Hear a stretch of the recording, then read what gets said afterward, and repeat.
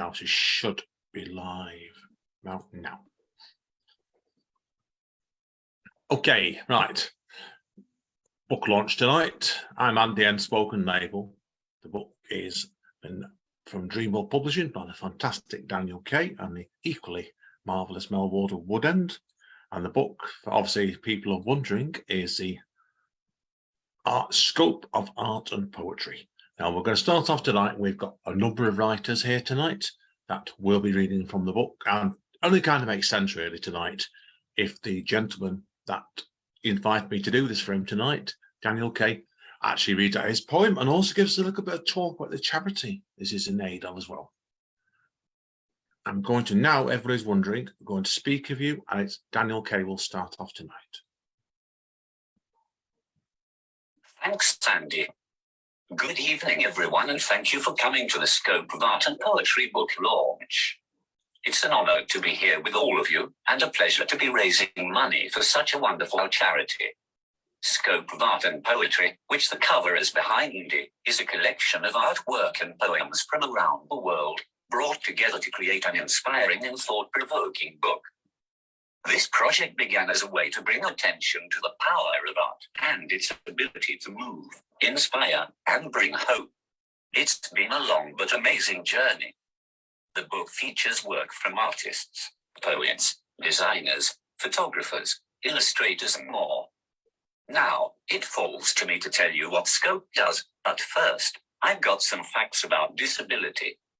Disability can be a difficult subject to discuss, and is often overlooked, but it is an extremely important issue in the UK.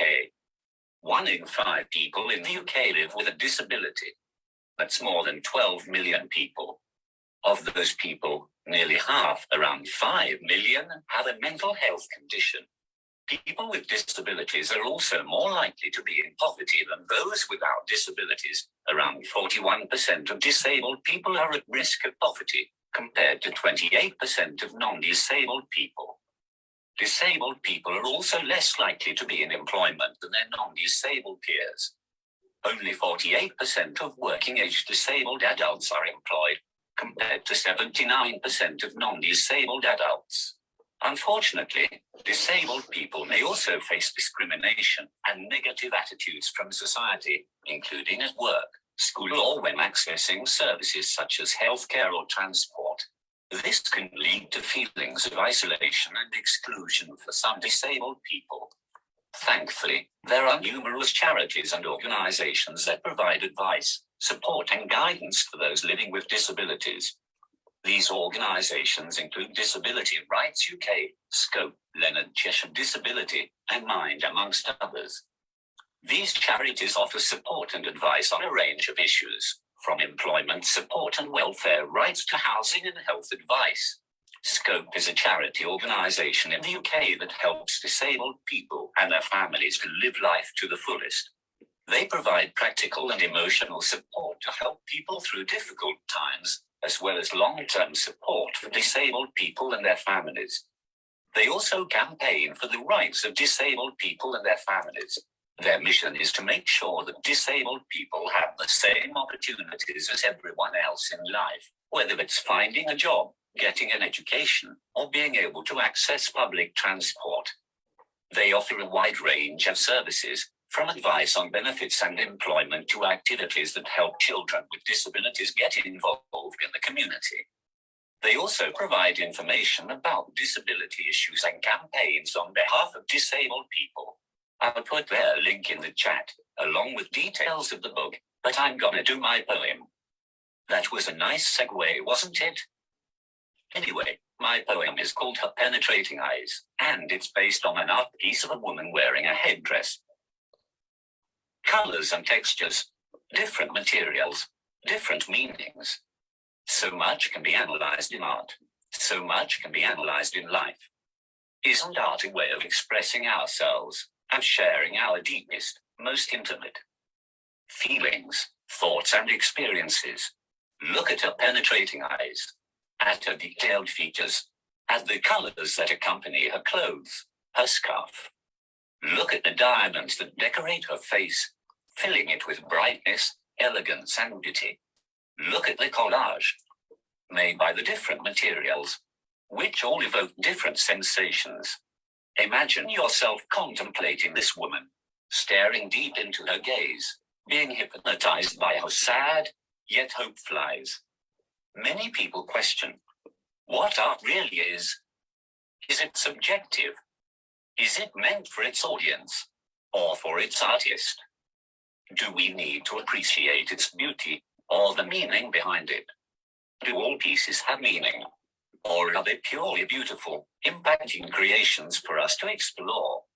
Either way, art is made for us to enjoy.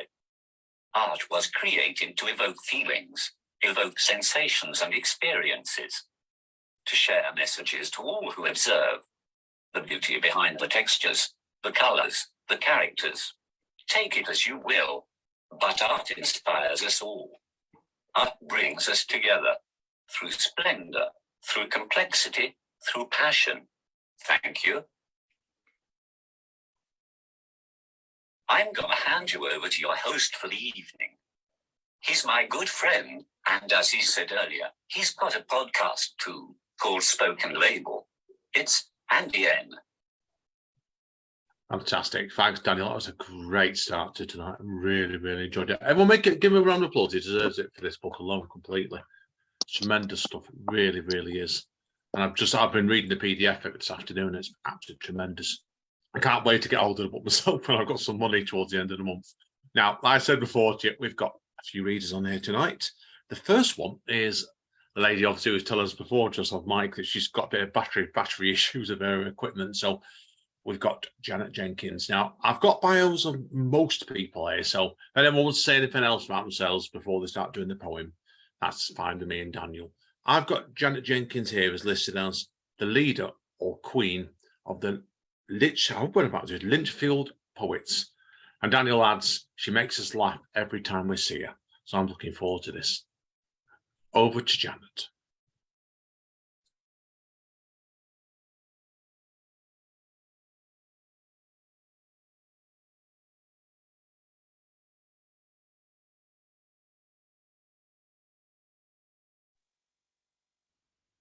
Can you unmute yourself, Janet? Can't hear you.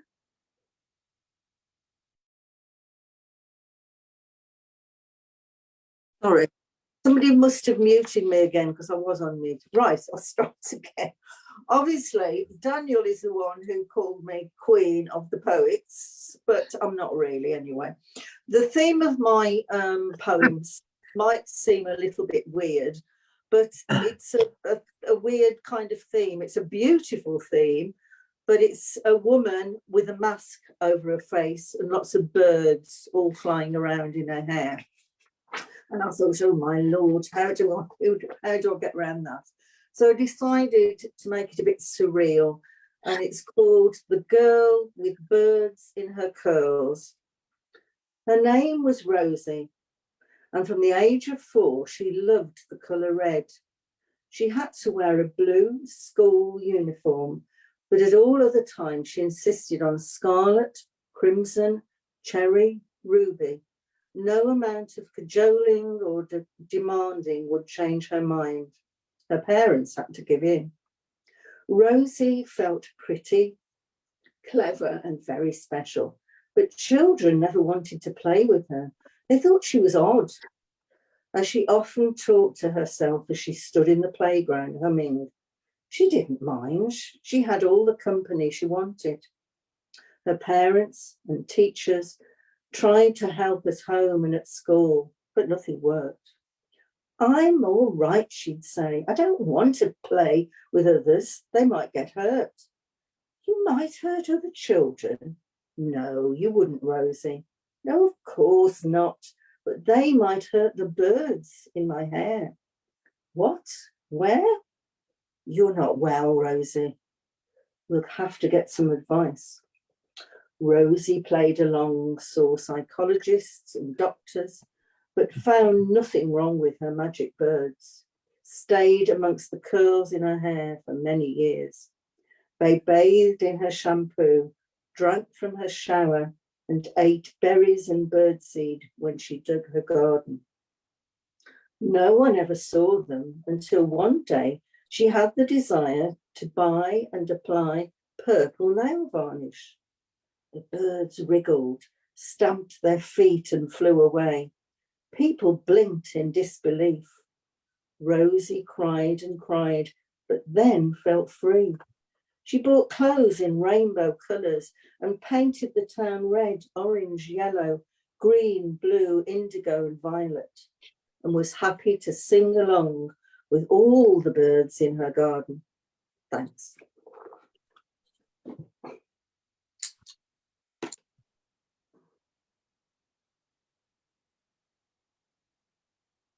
Really enjoyed that then, Janet. Brilliant stuff. Really, not a real great change in tone there. Daniel's piece. I think that's great when you got a book like this where you hear so many different sorts of voices on it, and each one's engaging and just perfect as their own. I actually found with this book, and I've got 2 pieces in there, and I'll read one later.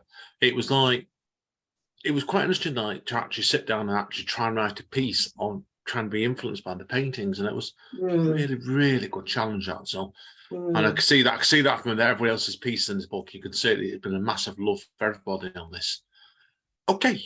I think it helps if you haven't got the book yet to give a little the description of the painting. Oh, blimey, I'm useless to that. Daniel, I'll let you have the honour of that one, mate. I'll mute myself now. I'll let Daniel do that one. I'm no artist. Still got 38% left. Okay, right. Okay, we'll move on. Okay, sorry, I can't help you out with the descriptions of the paintings. Wrong man for that. Okay, now we're over now to the first 2 sisters now. That I know Daniel really likes both these ladies as well. And the 2 sisters living on the Welsh border. Now, all I've got here is they're both really supportive of us, and they've both got their own craft business, which perhaps the best intro I can give you there, ladies. But hey ho. Is that craft or crafty, Daniel? We'll let Daniel do that one. Let Daniel. I'm just in the front man here. I'm not going to put my butter in my mouth tonight. So okay. Well, first of all, then we're going to go over to Jan Hedger. Hi. Over to you, Jan. Hi. I absolutely love responding to art, photographs, etc. It's a fascinating sort of side of poetry, I think, in responding to it. And I've got 2, and they're both quite short. My first one, how can I describe her? I mean, I've never watched Game of Thrones, but I would imagine she looks a little bit like Game of Thrones. She's blonde sort of hair like snakes, I suppose, and she's on a seafront somewhere, and she's got sea creatures around her, bit surrealist. In sun bleached blue, she is a girl of the tide line, in barefoot bathing. Passing kiss of onshore breeze sweeps her cheeks. She is the pull of the moon in silver shadow light, a ghost of a kiss fleeting from her salty lips. She is a girl with hair of shifting sands, constantly changing in Earth's rotation. She is a girl of starfish, shells and Arctic terns, crossing continents between cyclic rise and fall. She is Morgana of a circling sea in Old Welsh, an enchantress of Arthurian legend in sun-bleached blue.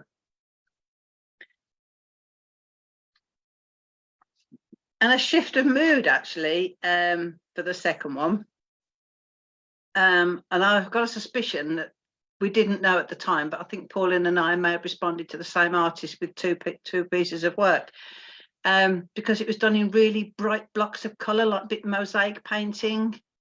And the one I chose, it's got the car, like an old 60s style car, parked outside these terraced houses, all done in these blocks of colour. And at the time, we were all hanging up the bunting. And that's what I've called it, hang up the bunting. He sees life in 60s Carnaby Street, Mary Quant, Zandra Rhodes, Twiggy, Cher, Brigitte Bardot and Vogue. Sees beyond the repeat, red brick 3-storey terraces to its vibrant, beating, pulsating heart. Sees its jukebox, it's ready, steady, go, spinning on 45 RPMs. Here's Woodstock, Jimi Hendrix, San Francisco. Be sure to wear flowers in your hair. Motown, a Ford Corsair, blasting Radio Luxembourg. We all live in a yellow submarine. Thank you. Brilliant stuff. Great. Really, really good to change in tone there. Both those pieces then I felt actually. Yeah. Where like it was like, I think doing the two short piece like that, I loved the fact that you referred the first one to the Game of Thrones. All I've seen of Game of Thrones is my wife used to watch it was all the nudity and that, quite frankly, shocking I violence was and just sex. trying to think of those ones, you know, that have these sort of yeah. I mean, my husband watches these sort of films all the time, and I couldn't think of any title of anything I was trying to explain, and that's all I could think of. No, it's brilliant. Really, really good pieces. Like I said, it was like certainly like, and I love the reference to the Beatles in the second one as well. There, Jan, as well. Yeah. Two really, really great pieces. Thank you. For that. Thank you very much. Thank you. We're now going to move on to I'll swivel. I'll swivel. Move over to you to say it's our kid now, don't you? Right. So You are. move over to our kid now in Manchester. No, she's the older. You've had the our kid first. Well, that's a compliment, isn't it? Over to Pauline Faulkner. Hi.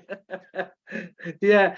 I've always had a love of the sea, always. And at one time, my husband and we used to go sea fishing.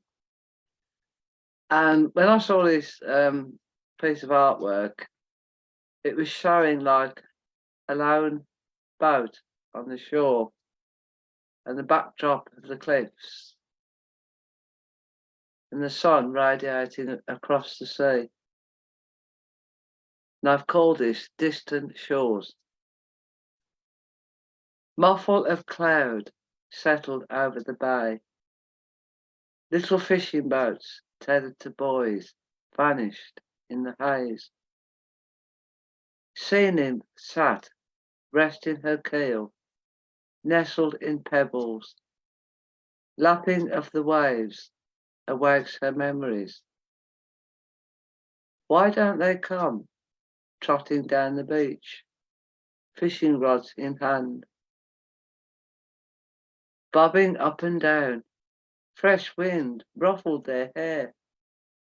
Throbbing of my engine taking us to anchor, sight of land disappearing. They sat in wild anticipation of what the catch would bring. Am I now to be abandoned, rotting timbers eaten away, just become another wreck? Thank you. Wow, that was excellent again. I've got to ask you both, obviously. I've not met you before, obviously. Like when I've got family members that write poetry themselves. I've got a 15-year-old nephew that's absolutely brilliant at it. And he's picked up a lot earlier than I did, certainly. But do you find when you're both writing pieces, do you actually like bounce the ideas off each other, do you? Or is it just completely separate? Don't we? Sometimes, but I wouldn't say it's something that's obvious. No, not obvious, is it? No, we'll often get inspiration though, and say to the other one, "Oh, about that," but not so much writing style. No. Yeah. No, certain those pieces I've heard, I thought they were completely different. And that's great. Yes. I'm always a firm believer in it, definitely, because like you ever heard what my wife writes? My wife's a writer as well. She's a deadly poet. Like it said, like some ways we're similar, but otherwise we're completely different. So that's why I think it's always great when you see family members that are right. I'm always curious to know. So but anyway, thank you. The big difference is Pauline can see things, like observe people going about the business and write about them. And if I write anything about people, they're all in here. Yeah, right. Yeah. So, get you like yours are more like the memory side, isn't it? Mine tends to be definitely more visual. Yeah. Got that. Yeah. They're both brilliant. So I want to thank you both on behalf of Daniel. Thank you very much, Andy. Thank you. Wonderful nice stuff. to meet you. Yes, the same as well, definitely. Okay. Now we've met two family members. There was another family now. So, and I was just winding Jan and Pauline up at our kid. So we're going to go on to our sister now. Definitely. So we're going to move on to Daniel's sister, Lisa. Now, Lisa Milnard is an artist who has her own animal sanctuary. She writes about injustices And I love the fact what Daniel's has put it, and most importantly, she's my sister. So straight over to Lisa.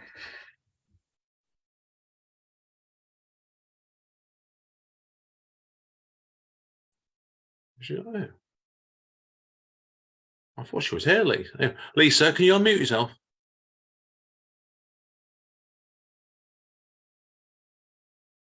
I think she's crashed. So yeah, it's crashed up. Daniel, do you want to drop your sister a message and tell her we think she's crashed? So we'll move on. We'll squeeze it back in later. So it's not a problem. So okay then. Moving on to that then. And after that, then it's me. You're stuck with little old me now. So now the piece I'm going to do here from the book is, this one was, put back on speaker. This one actually was from the book itself, where I remember the painting this one actually as well, where there was a picture of a hill with like some plants and stuff just before it. So I'm currently working on a book myself at the moment where you've actually got like a load of imaginary letters between a couple. So this is imaginary couples. This is a piece that may end up in this book. And the title's probably almost as long as the poem is as well. So it's called Between Yesterday and Today, or Somewhere Further Afield. Do you remember what lies beyond that garden and the hill across the side road, Sarah? Or whether the sea breeze in the distance leads another way back to the Black Cliff? Do you remember if the hill led back to town or towards that broken country path, laced in daffodils in the cracks, stopping at the edge of the meadows? Was it spring or summer, or a hazy memory somewhere in between? Or did horses run free across there, like a tractor in mechanical indifference, shifting meters and moments between yesterday or before we met again, streaked through the ecstasy, corroded in the waves, crawling across memories, ebbing into reflection for a few seconds, immersing ourselves in childhood again, and dawn turned into daylight. Okay, folks, that's me done there. Brilliant. Thank you. Right. Okay. I think Lisa's back, actually. Let's just double check. Lisa, are you back? Are you with us? I'm back, sorry. Good. No, don't worry. Right, that's the perks of Zoom. Sometimes it throws you out when you least want it to. Right, Daniel, before you start this, 1 second. Daniel, Ian Henry's just arrived as well, so I'll let him in. I know he's only here to watch tonight. Lisa, what I'll do is I'll give you the big build up again, okay? So that way, before you got a couple of seconds to get composed, okay? Sort of fair, okay? Right, Lisa, obviously, as people said before, is Daniel's sister, and Lisa Milnard is an artist who has her own animal sanctuary. She writes about injustices, and I do love this, what Daniel's put here. Most importantly, she's my sister, which sums it up perfectly. So over to Lisa. Thank you. I feel like I'm milking it having two introductions, but I've got an ancient computer and I was desperately trying to unmute. So I'm an extremely proud sister at the moment that Daniel has he's worked. I know how hard he's worked on this book. So it was a pleasure to contribute to it. And I know the work that Scope have done to sort of support Daniel and our family. So my picture was it was by somebody called Benjamin Holton, and I don't know if you can see that very well. It's quite a dark picture, and it's sort of like at the forefront of the image.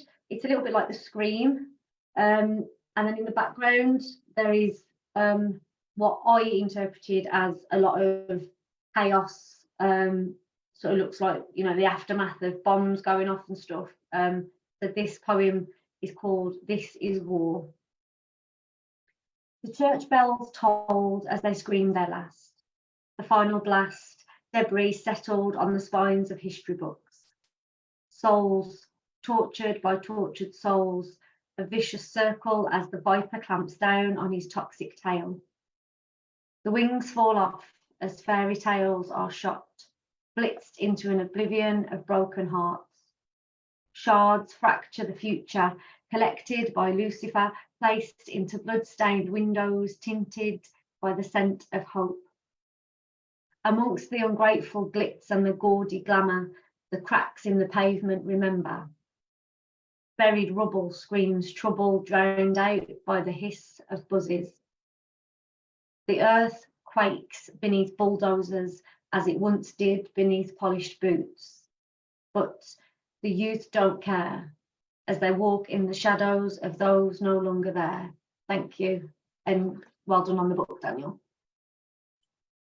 Excellent stuff, Lisa. That I know I've heard you read Daniel's pieces before now. It's the first time I've actually heard you reading your own work out, and I really enjoyed that. So excellent stuff indeed. So, and I've known Daniel's told me about your artwork as well, and I didn't know about your charity. So tell us about the animal charity thing you're involved with very quickly as well. So just so people know.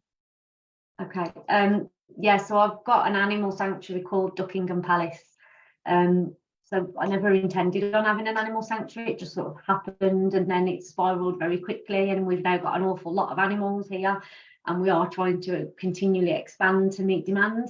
Oh, that rhymed. Yeah, so it's good. Combining the two.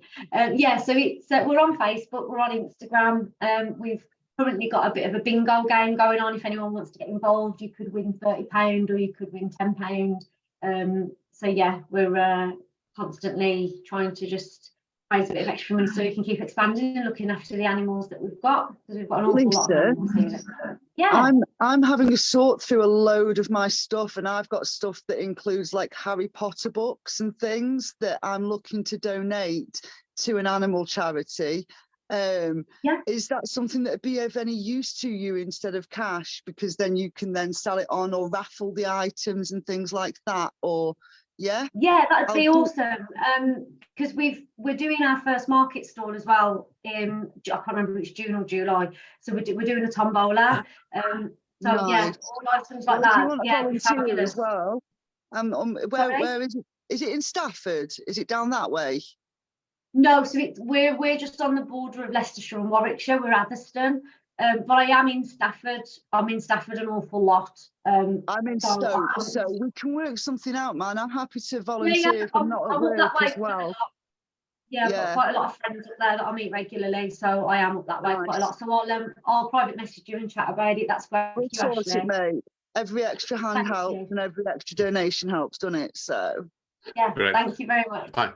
Thanks, lady. Thanks, Ashley. Sorry, and thanks, Lisa. No, don't worry, Ashley. I know you too well by now. It's not a problem. Lisa, I've been asked very quickly here, as I see in the comments by Ian as well, to mention about your 10K marathon you're doing in Birmingham as well. Yeah, in 3 weeks on Sunday, I am attempting to run the Birmingham 10K. I say attempting. I'm not a runner at all. So yeah, I'm just, again, that's just something else I'm doing to raise money for the sanctuary. So yeah. Good little bit straight away as well. So all the best of that. Thank you. Okay, moving onwards and upwards is one of my favourite sayings. We're on to next then, Susan Wood. And Susan, you might want to expand this. This is what Daniel sent to me again here. Susan Wood is a Lichfield Poets member. She's like a mother to the poets. She likes writing about nature. Straight over to you, Susan. Thank you, and many congratulations on the book, Daniel. It's always a lovely, pleasure to work with you and Lisa and support what you do. My poem is inspired by a beautiful piece of work, which I interpreted it as a sort of a wandering albatross over the sea, and it's called Albatross. And in creation there was light and dark, water and dry land, animals and winged creatures, and it was good. So far out to sea there is no land, just a welling and falling of perpetual motion, salt, water, spray. A soul wandering in perpetuity, carried on the lash of the wind, star, moon, sun, guarding spirits of departed ones, lost in angry seas, surging, billowing, swelling, through blizzard and bitter cold, riding out the wildness of storm, shrieking, piercing, raw, Out at sea there is no land, but beauty, solitude, calm, and a wild creature flying free, comforter and a balm. Thank you.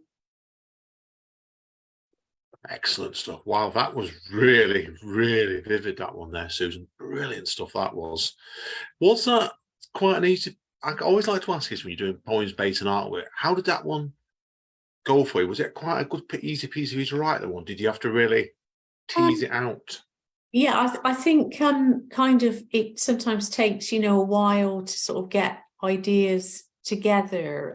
You know, you might have a kind of initial response, a feeling towards a piece of work, and you know, it's kind of more to do with trying to have an original take on it as well, and you know, keep looking at it and really, you know, decide what your emotional response is to it, and you know, interpreting it in that sort of way, really. But it was a beautiful piece, and I got a sense of real peace from it as well, which I hope came across in the poem anyway. So yeah, there was, because when you're reading it out there, and I got a very immense sort of calmness on it. There was a reflection to me. It certainly was most important, a calmness and an acceptance almost. Beautiful piece. Thank you for that. I really, really enjoyed that. thank you. Thanks.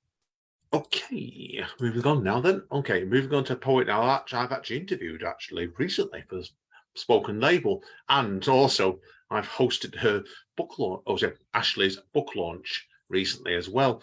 Now Ashley, of course, Ashley Edge is recently bought a book out called Those Days, These Days. I'm not going to put my foot in my mouth, because last time I hosted Ashley, I was getting all kinds of things mixed up. So, Ashley, I'll let you introduce yourself here, because I'm not going to make a fool of myself again. Oh, you find me, so you know I'm understanding of it all. It's some new language for some people, so it's all chill. I'm Ashley, and yeah, my pronouns are they or ze, so please don't call me she. I am not. Yeah, so anyway, it's not important. I really enjoyed doing this. Ekphrastic poetry is not something that is a comfort zone for me, so I really relished the challenge. My picture was, I'm not very good at describing either, Andy, so we'll give it a go, but it's basically a mountainous region with very green mountain, but there's a train cutting through it, and it's like leaving the station and going down south, and then there's like these little houses just pocketed around, and to me they look like Spanish houses and reminded me of the Pyrenees, so I went with that because I don't know where it's actually meant to be based on. And it's from the perspective of the train. So the train has been personified. There is Spanish in it, so I'm more than happy to translate if anybody wants the translations afterwards. It should work, hopefully, without knowing the words either, though, to be fair, but you tell me. Yeah, El Tren de los Pirineos, the Pyrenean train. I taste leaves. My skin and tongue of metal taste el frio. The scent of high winds kiss my windows. Mi ojos, as I glide down muy rapido to the unseen city below. I try to savor the sight of unbroken soil, to slow my wheels, mi pie, to ease my engine, mi corazón. I want to brag to the other trains when we're berthed for the night and the critters climb aboard to clean us down. But they make me run, push me to gallop, darse prisa, even though I'm sure the humming creatures would prefer a gentle, tranquilo paseo a la pinaculo. Their bright faces gaze, boca abierta, admiring the view of vast silver firs, forests of pine, oak, beech. As I help them rise to the misty peak I know they would prefer to pause.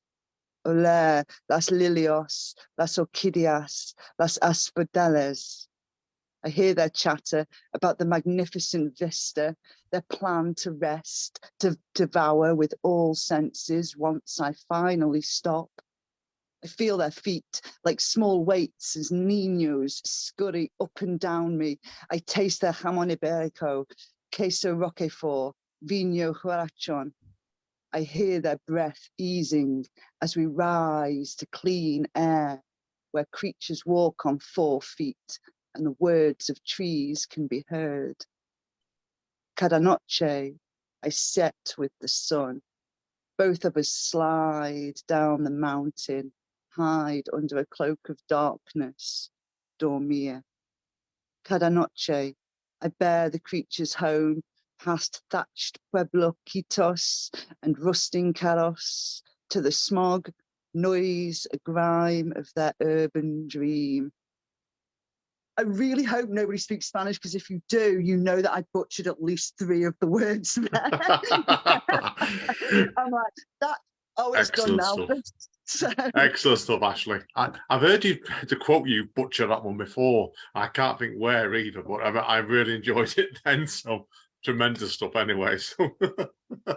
So what made you, Ashley, and I'll say, I'm in a question mood tonight, so we've got a bit of time spare, want to put some Spanish into that piece?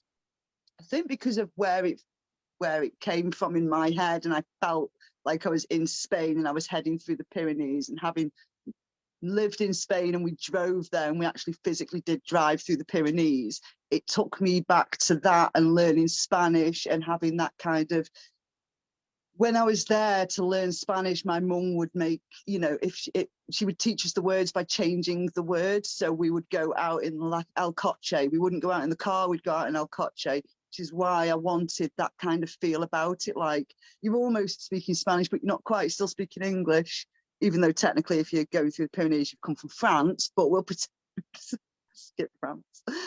Yeah, so that's why. It's only the second time I've written that much in Spanish, to be fair. I don't do it very often, so but yeah, for this one, why not, eh? I think it's always great you get a chance doing books like this. It gives you a chance to broaden your palette sometimes, I think, and try things out you perhaps wouldn't try before. That is definitely a success, and it most definitely deserves to be in the book. Well done. Thank you. Yeah, it's great stuff. Great stuff, my friend. Stuff.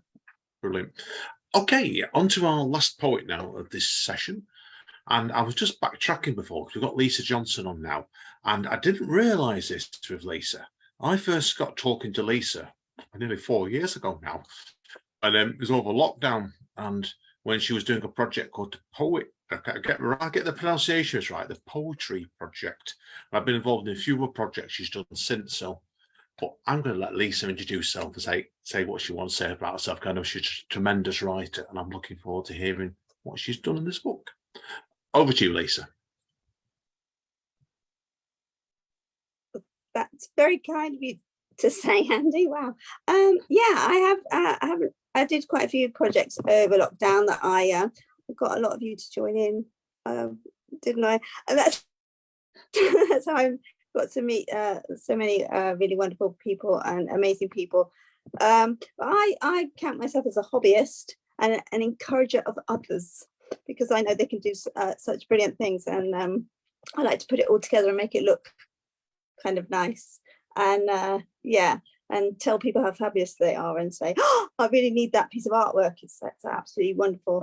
So yeah, I go and steal things. I even go around to their houses and knock on their doors. I did that to a couple of artists. Anyway, yeah, I had this wonderful painting. It looks like you've all frozen. Have you frozen? Not sure if I'm talking to myself here or not. No, yeah, I'm still here. I'm still here, Lisa. My Wi-Fi is not the best either. Anyway, I'll stop gabbling.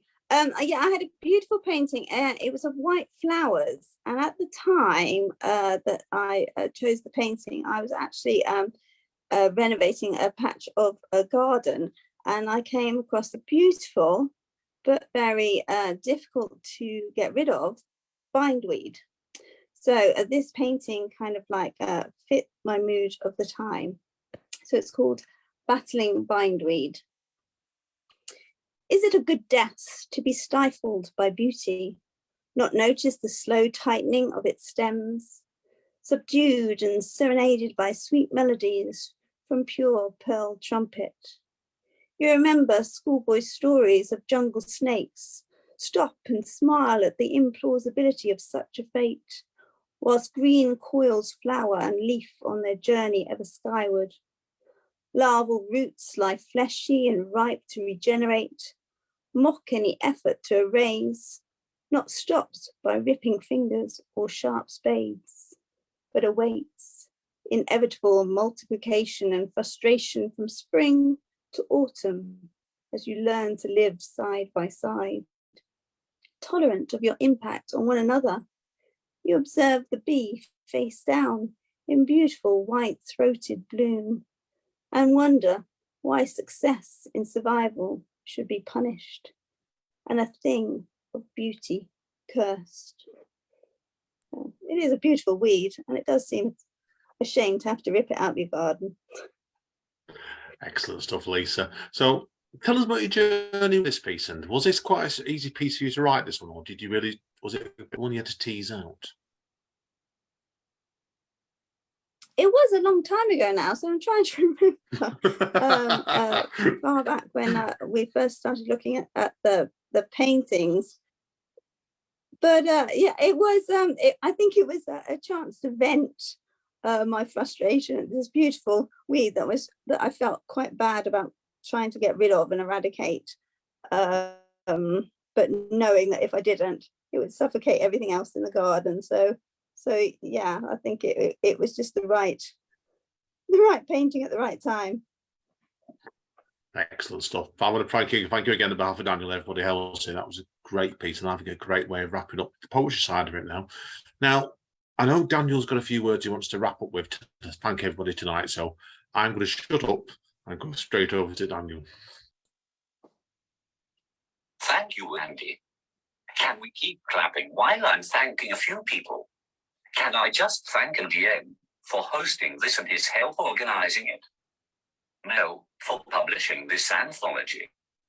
You guys for putting amazing work into it. It looks wonderful. My family for always being there for me. And thank you everyone for coming. I really appreciate it. I think I've thanked everyone, but I've probably forgotten someone. Brilliant stuff, Daniel. Yeah, it's been, I said, it's been great tonight. So I want to thank everybody on behalf of myself and Spoken Label tonight as well. Daniel, tell people again very, very quickly before we stop recording where people can get hold of this, just so they know.